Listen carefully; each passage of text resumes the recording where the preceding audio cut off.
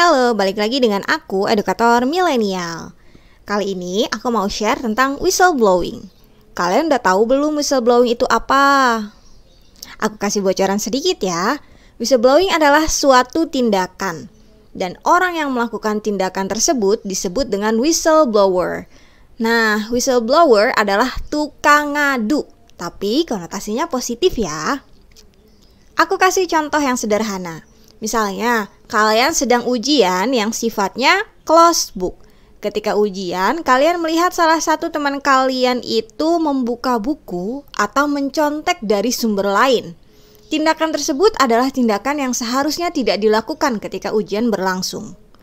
Dan ketika ujian selesai, kalian memutuskan untuk mengadukan tindakan tersebut kepada orang yang memiliki otoritas pada kegiatan tersebut, yaitu dosen ataupun guru.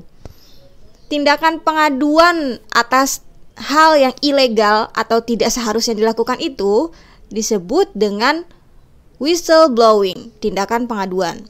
Dan kalian sebagai orang yang mengadukan disebut dengan whistleblower.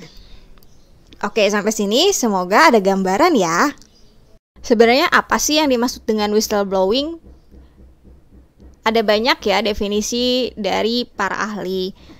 Sederhananya gini, whistleblowing adalah tindakan pengaduan atas suatu kesalahan atau sesuatu yang seharusnya tidak terjadi kepada pihak lain yang memiliki wewenang atau yang jabatannya lebih tinggi dan memiliki otoritas untuk menghentikan tindakan tersebut.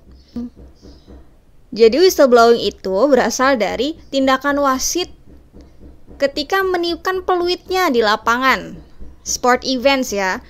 Nah, kalau wasit itu meniupkan peluit, itu kan menandakan bahwa ada suatu pelanggaran, ada suatu tindakan yang seharusnya tidak dilakukan, dan wasit meniupkan peluit untuk menghentikan tindakan tersebut.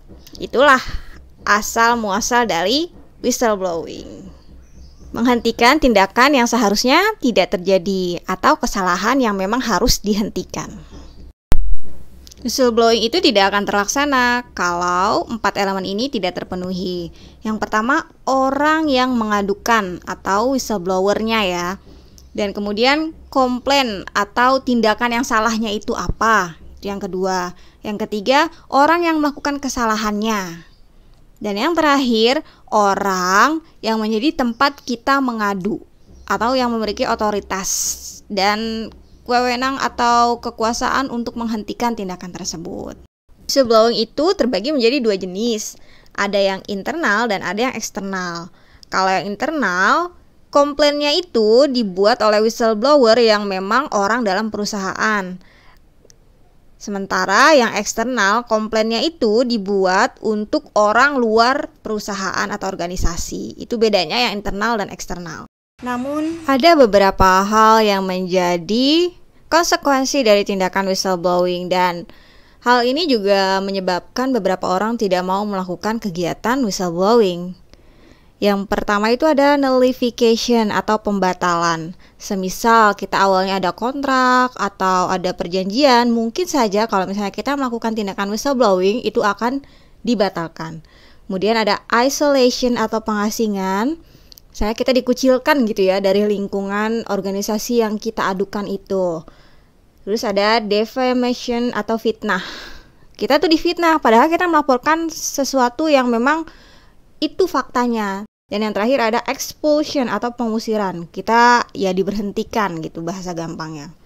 Kalau misalnya lingkungan dari organisasi atau perusahaan tersebut sehat dan baik, justru akan mendukung tindakan dari whistleblowing karena itu adalah kebaikan. Melaporkan suatu kejahatan adalah kebaikan.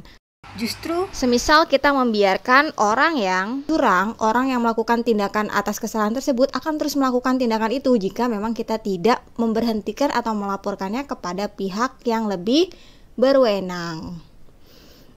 Oke, sekian materi tentang whistleblowing. Semoga bermanfaat and see ya!